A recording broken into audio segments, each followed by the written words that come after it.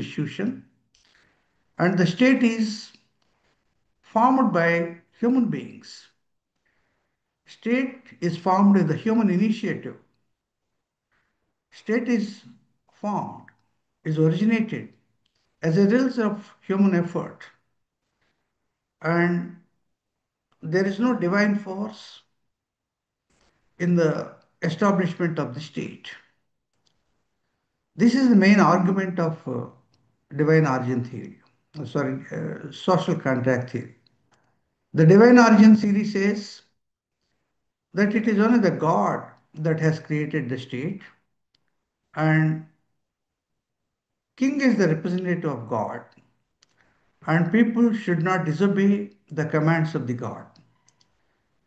The disobedience to king amounts to disobedience to God, according to divine origin theory.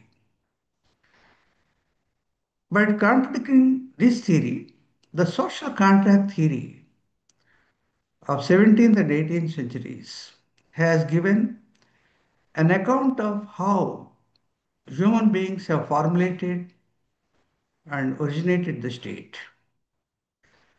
Social contract theory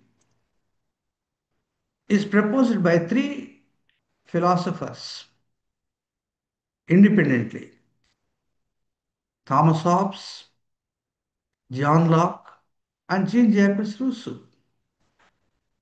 Thomas Hobbes, in his great book Leviathan, mentioned about the social contract theory, and Thomas Hobbes have stated that state is creation of the human beings, and human beings have faced a lot of inconveniences in the state of nature.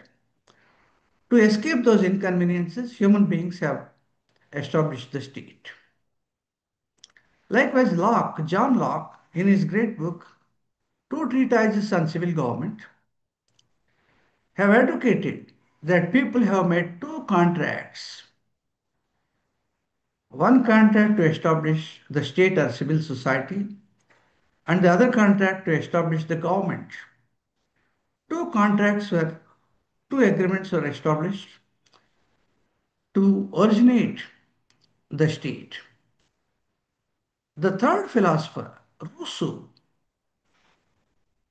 belongs to the 18th century. In his book, the very title of the book itself is Social Contract. In his great book, Social Contract, Rousseau, Jean-Jacques Rousseau, has stated the state is a creation of human mind, and he has explained about human nature, state of nature, inconveniences in the state of nature, the social contract, and the terms of the contract, and parties of the contract, and conditions of the contract, and like the sovereignty, the sovereign power, the supreme power in the form of general will. And lastly, he also discussed about civil rights.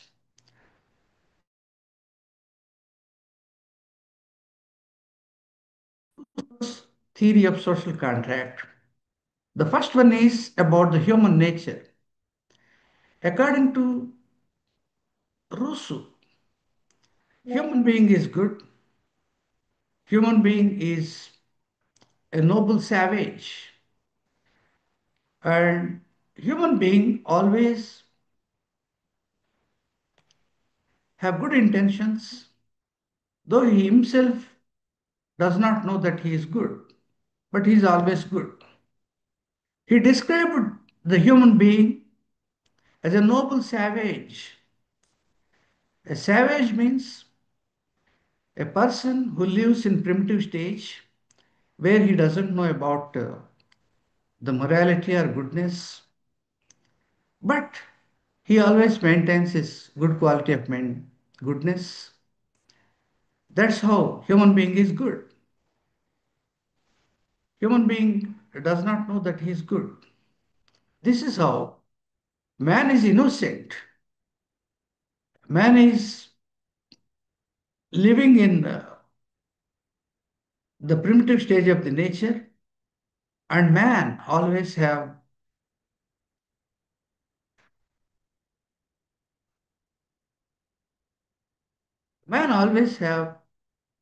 uh, good relations with all other people. He has enjoyed natural liberty. So this is how the human nature is depicted by Rousseau. The second point is state of nature. According to Rousseau, the state of nature has two stages, the first stage and the second stage, or the first phase and second phase. In the first phase, according to Rousseau, human beings lived a life with idyllic happiness, and human beings have enjoyed their life as noble savage, and human beings is contented, and human beings have cooperation and friendship among themselves. They lived a social life, though there is no political life among themselves. In the state of nature, the first stage is a heavenly nature with good intentions of the people, and it's like a paradise, according to Rousseau. However, certain developments of civilization have spoiled the good nature of the individuals. There are three important aspects. The first one is human beings have come to know about the institution of family. With the invention of family as an institution, human being has lost his morality and he has become selfish. That is one thing. And human beings have all come to know about the art of agriculture.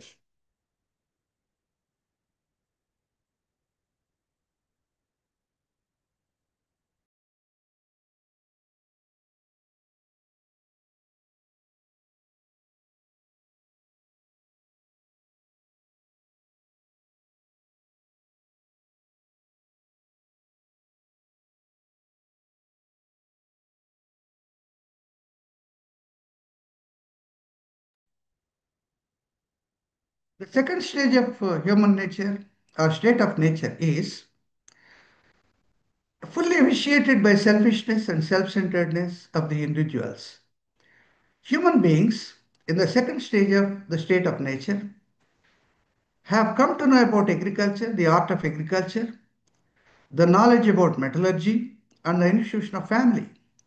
These three developments have spoiled the human civilization, and the hitherto unselfish and morally centric society have suddenly become a selfish society with greedy and jealous, and human being has morally degenerated in the second stage of the state of nature. This is how the second stage of state of nature has forced human beings to make a contract among themselves and establish the state. So Rousseau has explained his theory. In the first point, the human nature. In the second point, the state of nature. Within the second point, there are two phases of state of nature. The first phase was very well ordained, and the second phase has suddenly become morally degenerated and selfish. And here, Rousseau gave a slogan of back to nature, back to the first stage. He wanted the people to go back to the first stage or first phase of the state of nature where people lived happily with contentment and satisfaction. This forced the people to come to a conclusion and made a contract among themselves. So it is the inconvenience of the people in the second stage of the state of nature that forced the people to conclude an agreement among themselves that resulted in social contract and origination of state.